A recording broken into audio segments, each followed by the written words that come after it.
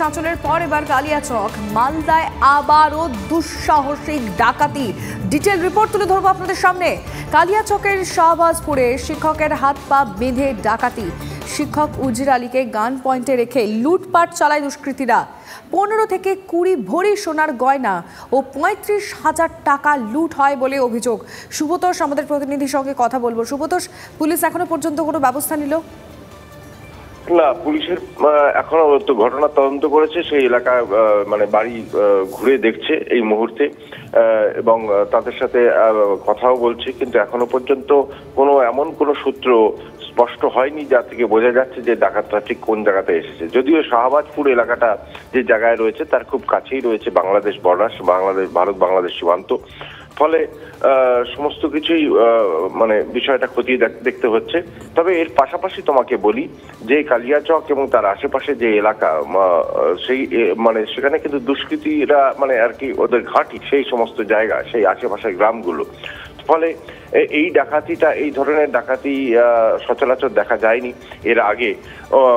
অন্য সংঘর্ষের ঘটনা আলাদা, কিন্তু এই যে ধরনের ডাকাতিটা হয়েছে সেটা কিন্তু এর আগে দেখা যায়নি। চাঁচলে যেটা দেখা গেছে, চাঁচলে সোনার দোকানে যেভাবে ডাকাতি হয়েছে, এখানে কিন্তু কাছে পিঠে অনেকটা ওই রকম।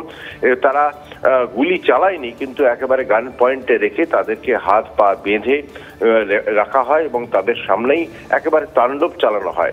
খাট থেকে শুরু করে, আলমারি থেকে শুরু করে ভাঙচুর করে সেখান থেকে টাকা পয়সা প্রায় 35,000 টাকা এবং 15 থেকে 16 ভরি সোনা, এছাড়া অন্যান্য মূল্যবান সামগ্রী একেবারে লুটপাট করে নিয়ে যায় একদল ডাকাত। তারা ঢোকে এবং প্রত্যেকেই তারা কিন্তু সশস্ত্র ছিল।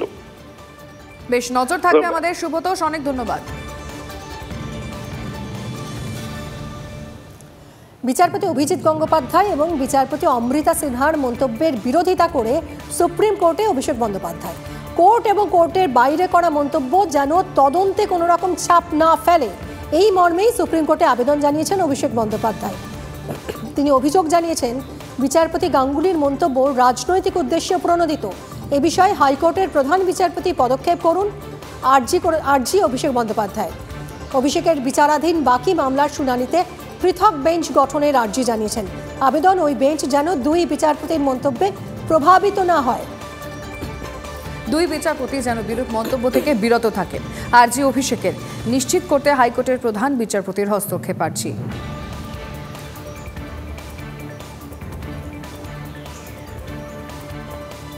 তার বিরুদ্ধে সুপ্রিম কোর্টে আবেদন জানিয়েছেন অভিষেক বন্দ্যোপাধ্যায়ের। আর এই নিয়ে বিচারপতি অভিজিৎ গাঙ্গুলির প্রতিক্রিয়া, যে কেউ মামলা করতেই পারেন, মামলার পর কি হয় দেখা যাক।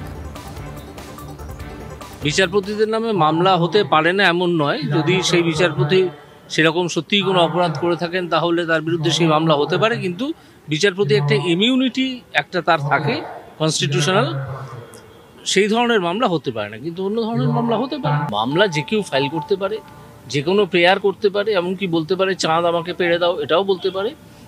এবং যিনি শুনছেন তিনি ডিসাইড করবেন। যদি তারা মনে করে যে উপযুক্ত কারণ আছে তাহলে আমার বিরুদ্ধে নিশ্চয়ই পদক্ষেপ হবে। আমরা এই মুহূর্তে যোগাযোগ করেছি আইনজীবী বিকাশ রঞ্জন ভট্টাচার্যের সঙ্গে। বিকাশ রঞ্জন বাবু, আপনি শুনলেন সুপ্রিম কোর্টে আবেদন করেছেন অভিষেক বন্দ্যোপাধ্যায় এবং তার পরিপ্রেক্ষিতে কি বলেছেন জাস্টিস গাঙ্গুলি। এরপর ঠিক কি কি আইনি পথ খোলা থাকে, মানে কি কি হতে পারে একটু যদি বুঝিয়ে বলেন। কি হবে, ওরা কতগুলো বাজে অভিযোগ করেছে আমাকে নিয়ে,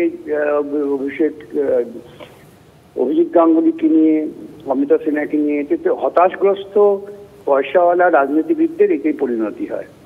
একটা দরখাস্ত করে দিয়েছে, দরখাস্ত অদ্ভুত দাবি আছে। যাই হোক, যেহেতু ব্যাপারটা এখন কোর্টে মুভ করছে, নিয়ে ফার্দার কোনো মন্তব্য করা আমার পক্ষে ঠিক না। তবে এতে কিছুই হবে না। কেন, বিচারপতি অভিজিৎ গঙ্গোপাধ্যায় তো ওদের কোনো মামলা শুনছেন না, সুতরাং ওদের এত আতঙ্ক হচ্ছে কেন? তার তো স্বাধীনভাবে মত প্রকাশের অধিকার তো কেউ কেড়ে নিতে পারে না। সুপ্রিম কোর্ট কি বলতে পারেন যে তুমি স্বাধীন মত প্রকাশ করো না? ওই সমস্ত এগুলো হচ্ছে পাবলিসিটি স্টান্ট আর কি। অনেক ধন্যবাদ আপনাকে। আমরা কথা বললাম বিকাশ রঞ্জন ভট্টাচার্যের সঙ্গে। আর সুপ্রিম কোর্টে অভিষেক বন্দ্যোপাধ্যায়ের আবেদন নিয়ে এই মুহূর্তে সরগরম রাজ্য রাজনীতি। কে কি বলছেন, শুভেন্দু অধিকারী কি বলছেন, সুজন চক্রবর্তী কি বলছেন, শান্তনু সেন পাল্টা কি জানাচ্ছেন, এই সব কিছু আমরা শুনবো এবং একই সঙ্গে ফিরদৌস শামীম তাঁরও বক্তব্য পরপর শুনুন। যেখানে খুশি যান, এটা নতুন নয়। আমার বিরুদ্ধেই তো 7 বার গেছে। ওদের প্রচুর টাকা আছে, চুরির টাকা। কয়লার টাকা, ডিয়ার লটারির টাকা, মদের কমিশনের টাকা। আজকে জলপাইগুড়িতে দেখবেন মদ দোকান লোক ভেঙেছে, মেয়েরা ভাঙছে মদ দোকান, এত মদের দোকান দিয়েছে ভাইপো। সুপ্রিম কোর্টে যাওয়ার অধিকার প্রত্যেকের আছে, কিন্তু কত রেহাই চাই? যে হাইকোর্ট কিছু একটা বললেই ডিভিশন বেঞ্চ পছন্দ না হলে সুপ্রিম কোর্ট পছন্দ না হলে বিদেশে দুবাইতে যেতে হবে টাকা পয়সার ম্যানেজমেন্টের জন্য। অতএব মোদি অমিত শাহ তার পায়ে গিয়ে পড়া, মোদি অমিত শাহ পায়ে গিয়ে পড়ুন যদি রেহাই পেতে হয়। ওটাই তো রেহাই পাবার জায়গা এখন পিসি ভাইপোর। যাদের মাইন্ডসেট এইভাবে তৈরি হয়ে আছে যে শুধুমাত্র অভিষেক বন্দ্যোপাধ্যায়কে তারা ব্যক্তি আক্রমণ করবেন এজলাসে বসে বা এজলাসের বাইরে, তারা যদি কোনো মন্তব্য করেন সেই মন্তব্যে অন্য কোনো বেঞ্চ যাতে প্রভাবিত না হয় বা অভিষেক বন্দ্যোপাধ্যায় রিলেটেড কোনো ইস্যু যেন তাদের এখতিয়ারভুক্ত না হয়, সেটাও মহামান্য আদালতের দেখা উচিত। কারণ এটা প্রমাণিত তারা তৃণমূল আতঙ্কে ভুগছে এবং তারা অভিষেক বন্দ্যোপাধ্যায়কে বারংবার ব্যক্তি আক্রমণ করছে। এর আগে মহামান্য বিচারপতি বিচারালয়ের বাইরে কখনো বসে পড়া বা কোনো মহামান্য বিচারপতির বাড়িতে গিয়ে পোস্টারিং করা, কোনো মহামান্য বিচারপতির পরিবারের উপর আক্রমণ নামিয়ে নিয়ে আসা, সমস্ত কিছুই ঘটেছে। এরপরে আবার নতুন কিছু দেখব, এতে আশ্চর্য হওয়ার কোনো কারণ নেই, খুব স্বাভাবিক। বোঝা যাচ্ছে যে কোনো কোনো পক্ষের নির্দিষ্টভাবে তারা বুঝতে পারছে যে তাদের বিপদ ঘনিয়ে এসছে, তাই তারা বাঁচার জন্য হাঁসফাঁস করছে। এটা ওই বাঁচার জন্য হাঁসফাঁস করা একটা প্রয়াস মাত্র।